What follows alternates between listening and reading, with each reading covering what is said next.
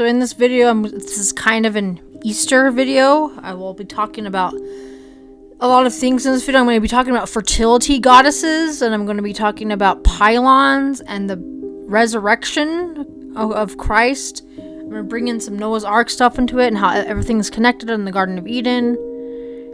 I'm going to be showing you some maps and ancient maps compared to what things look like now, some cosmic geography. All right. So I'm sure everyone has seen this. I know Easter is technically Ishtar worship or Astarte or fertility god stuff, okay? But I'm going to be talking about the Bride of Christ versus the Whore of Babylon, all right? And you're going to be like, what are you talking about? All right, so I'm going to bring in this fertility goddess stuff because that's the pagan version of Easter, right?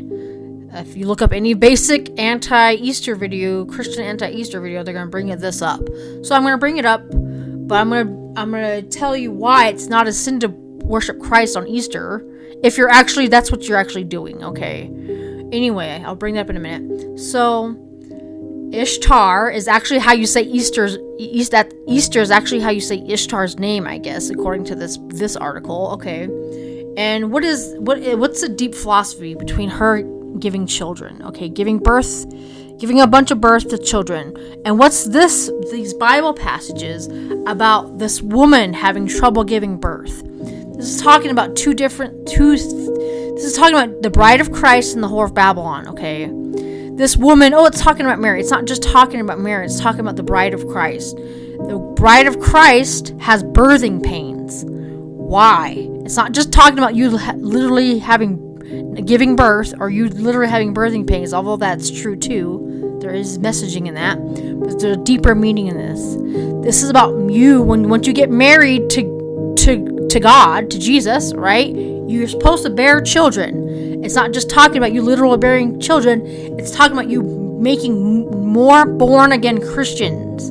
Okay, that is the deep meaning behind this Bride of Christ stuff. Once you get connected with God, together you make children. It has nothing to do with literal sex, okay? It's about you making born again Christians. And it's so funny because that's what Lilith does. Lilith and Ishtar are basically the same chick, okay? What does she do? She tries to take the children in the middle of the night. She tries to stop the producing and the marital bed, okay? She tries to stop people from producing children. And there's so much revelation in that. Okay, so this Whore of Babylon wants to take the children and prevent childbirth. The Whore of Babylon is just everyone on earth, okay? It's just like when we say we're the body of Christ and we're the bride of Christ. It's not talking about two different people. It's just talking about the same people in two different ways. The body of Satan and the Whore of Babylon are just talking about the same group of people, okay? The Whore of Babylon is literally everyone else that has chose not to choose to marry Christ, okay? It's literally everyone else. The Whore of Babylon is Satan's bride, okay? It's the bride of the Antichrist. It's literally everyone else. When you combine yourself with Satan, you produce more unsaved children, all right? You lead more people to hell, not heaven. It's every other religion, and it's atheists, it's everyone else. And that's exactly what these people do, okay? Again, you're trying to save these people. I'll bring that up in a minute. But they don't like when you bring people to Christ. They don't like it. They think it's evil. They think Jesus is evil. They think it's not politically correct for your children to worship Christ and read the Bible. They think it's against their culture to worship the Bible. That is the Whore of Babylon at work. Okay, that's people, real people, stopping other people from bringing people to the born again life. Okay. Do you see that deep philosophy of why Lilith takes the children or stops producing children? That's the deep messaging behind this, okay? That's why Leah and Rachel were fighting about fertility, okay? They're competing with each other about who can give birth to more children or the best children. It's because it's talking about the Whore of Babylon and it's talking about the Bride of Christ. They're competing with each other, okay? Who can make more unsaved people? Who can make more saved people? All right. In essence, the Bride of Christ wants to be fertile, okay? But it's hard, right? That's where all this birthing pains come from. It is hard to bring people be born again, to become a new child of God. Okay, it's birthing pains. It's hard to bring people into this kingdom because it's just hard nowadays. Okay, that's what the deeper meaning behind all these birthing pains. So I wanted to get past, the pagan side of it, because I want to bring up the good stuff. Okay, I don't like to focus too much just on the evil pagan stuff, but I need so a question is it bad to worship? Is it bad to think that Jesus rose on Easter? It's not. Okay, if you actually are using the day to worship Christ. Okay, you have to really go into history. These Israelites and these other people were all celebrating what we would now call the holidays. Okay, there's deep messaging in this. Okay, the Israelites were celebrating Sukkot and these animal sacrifices on what we would now call the holidays. It was when the seasons changed. Okay, and what you don't realize is that these other people were doing the exact same thing almost on the exact same days. Okay, it was during the equinoxes. It's when the sun set, when the sun was in a certain spot in the air. Okay, it has to do with the 4 seasons. Okay, and it had to do with the crops. It is not. There's messaging in this, so that means the Israelites were celebrating the same holidays as the pagans, and there's so much revelation in that. You can celebrate the holidays along with everyone else as long as you are using the day to worship Jesus, okay, and not Easter Bunny and Santa Claus. You're allowed to do that because that is exactly what happened in history with the Israelites and all these other kingdoms. They were doing this almost the exact same thing, but they were actually using the day to glorify God. However, if you are using the day to not glorify God, you're just one of these pagan religions. Even if you think you're worshiping Jesus on this day and your kids have no idea who Jesus is and they're all about the Easter Bunny, guess which version you're doing? Be a bride of Christ and produce children for God, making more born-again Christians, or you can be the whore of Babylon and marry the devil and produce more unsaved people, or bring more people into the kingdom of Satan. Alright, now I'm going to talk about the 3 crosses on top of a hill. This is a pylon, okay? This scene is depicted all throughout the Bible. God in between the 2 cherubims, okay? And God uses people as these things. Alright, this is a constant theme in the Bible. I already talked about in this Axis Mundi video that the cross has been depicted in the Old Testament since the beginning of time, especially in the book of Genesis. Okay? These 3 thrones on top of God's mountain is something that has been happening since the beginning of time. Okay? And I already said this before in previous videos. It was God the Father in the middle. On the right hand was Jesus, God the Son, okay? And on the left was Lucifer. That was the original 3 people. And God explains this throughout the whole Bible, okay? He just tells you in plain English that he sat between the 2 cherubim, and then it calls Jesus an angel many times, and then it literally calls Lucifer a cherubim over and over and over again. So these two original 2 were Jesus and Lucifer, okay, that sat next to God the Father, okay, and throughout the whole Bible, God portrays this. For example, when Moses went on top of the mountain, and it says he put his arms up, and he's with his 2 buddies, it's doing the 3 people, the 3 thrones on top of a mountain. Moses literally even sat down on a rock, aka a throne. Okay?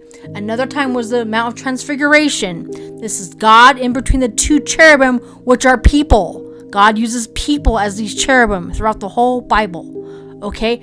And Adam and Eve were the first 2 human cherubims. Okay? They represented the cherubims. Alright? This is all throughout the whole Bible. Alright? And it did it again. And during the death and resurrection, okay, and it's so funny because the thief on the left denied Christ. That guy represented the throne on the left. That was Lucifer's throne. Not only is this a theme in Christianity, this is a theme in the pagan religions. Okay, that's the reason why everyone has a pylon. or has this mountain going up to the sun is because this was all in the Garden of Eden and everybody tried to recreate it. But what happened is people started doing their own version, and then it just became tradition. Like, people just started doing it for no reason. They didn't even know why they were doing it, and then the truth gets lost. Okay, so God was just trying to reiterate his own story over and over again. Okay, and I have to bring up this pylon real fast. So a pylon is when cherubs, or a row of cherubs, or a row of trees and pillars lead up to the king or sun. Alright, and that's exactly what happened in all these ancient temples is a pylon. And the row of cherubs are supposed to be you, okay? And the Solomon's temple, it's the same thing. These rows of trees and these rows of cherubs leading up to the stairway to the sun. Alright, and then it was reiterated again in the death and resurrection scene. Now I'm going to bring up the Garden of Eden again. So if you read the Garden of Eden, there was a mountain, and then there was an opening at the East Gate Garden. Okay, this was all part of the same kingdom. Okay, this was all part of the same kingdom. And it's so funny because this is described with Noah's Ark, and it's described in Mount Calvary. I believe Mount Calvary is the real Temple Mount. It's not the Jerusalem Temple Mount. Alright? Because the Mount Calvary perfectly predicts what happens in the rest of the Bible, not the current Temple Mount. Okay, so if you read the Bible, there's the East Gate on the Temple Mount. And then on Noah's Ark, there was an open East Gate doorway, and on top was that star window that represents the cross on top of the mountain. It's the same thing over and over again. And on Mount Calvary, it's so funny because Mount Calvary is like a plateau. It's flat on top. Alright? And the garden tomb and the crucifixion is all part on the same mountain. It's all on the same mountain. Okay? This is just recreating the Garden of Eden again, and it's redoing Noah's Ark again.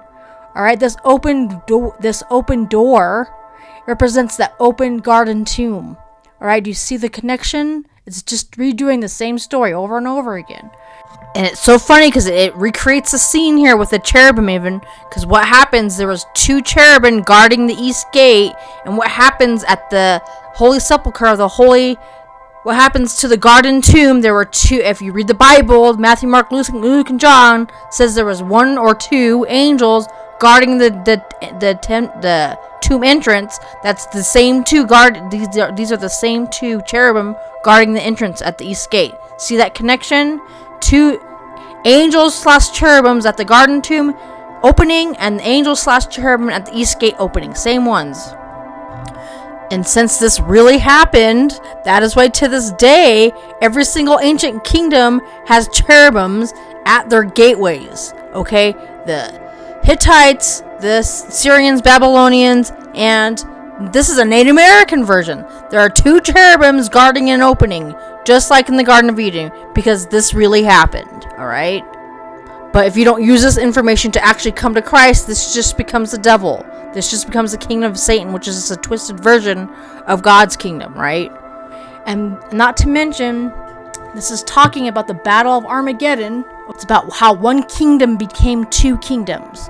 So if you read the Bible, and if you look at just a geography, okay, Noah's Ark landed on Mount Ararat, and it's 2 peaks. There's 2 mountains.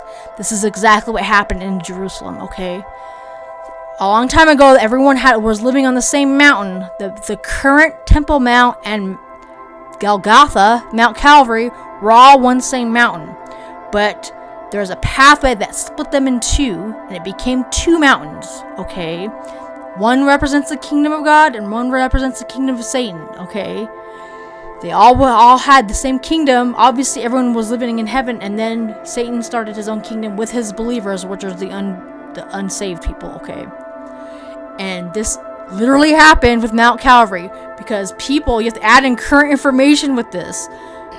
So now there's a pathway. Right now it's a freeway, but there's a pathway that split this mountain in half, and so these 2 peaks are rivals, okay?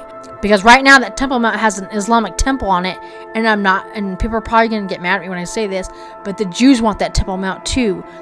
The current Jews have to accept Christ, or they will be lost too. It doesn't matter what race they are, you have to accept Christ, okay? That Temple Mount, God separated himself from that Temple Mount with the death and resurrection. All right, the real Temple Mount became Mount Calvary. That's why he said he will destroy and rebuild the temple in 3 days. Okay, and obviously Jesus is everywhere. You don't have to go to the actual Mount Calvary. That's because Mount Calvary became the new Temple Mount. That's literally what Jesus said he was going to do. All right, these are two kingdoms opposing each other. Two brothers opposing each other. All right, I believe Mount Calvary was the original location where Abraham sacrificed Isaac, because it says somewhere on the mountain range, and God picked one of the mountain peaks. Okay, and everyone always assumes it's the Jerusalem Temple Mount, but I'm telling you that it's not. It's the Calvary Temple Mount, because a long time ago this all used to be the same mountain, and so that would perfectly predict the chosen sacrifice for Abraham and for now was Jesus. And it's just recreating the same scene over and over again. I think that's amazing. It's an amazing not coincidence, okay? It's all done on purpose to try to get you to realize that this is really happening, okay? The Garden of Eden really happened, okay? And God keeps trying to reiterate his same stories and for you to come to Christ. And I think that's just an amazing revelation from God, all right? And I want to bring up this east gate, this open window. This window, it's so funny because in real life this doorway is still opened. Okay, it's still opened. Okay, the reason why I'm really gonna have to say this is because people think that when Jesus comes back, he's gonna walk through this literal east gate doorway in literal Jerusalem. Okay, that doorway has already been opened. All right, this has already been opened. This east gate Jerusalem thing. If that gate wasn't open, you couldn't go into heaven. Okay, he opened a doorway in the metaphysical realm and the kingdom of heaven, so you can get into heaven. All right, if something walks through this literal door, east gate in literal Jerusalem, I'd be very worried. I'd be very cautious of who that is. Okay, as I bet you maybe the Antichrist is gonna bust through that east gate and be like, "Oh, it's me, it's Jesus." If you fulfilled the prophecy when that gate's been opened. The gate's already been opened, okay? That east gate has been opened. You can go into Eden again. You can get back into heaven, okay? I'm worried about this because people, they get too obsessed with literal Jerusalem and they're not paying attention to what's already been happening right now, okay? Alright, so that's it. I just wanted to make a kind of brief Easter video. I really wanted to bring in that Noah's Ark and the Garden of Eden and the Calvary connection, alright, and the Battle of Armageddon connection, because that's what the Battle of Armageddon means. It means a battle between two mountains or two stones, okay?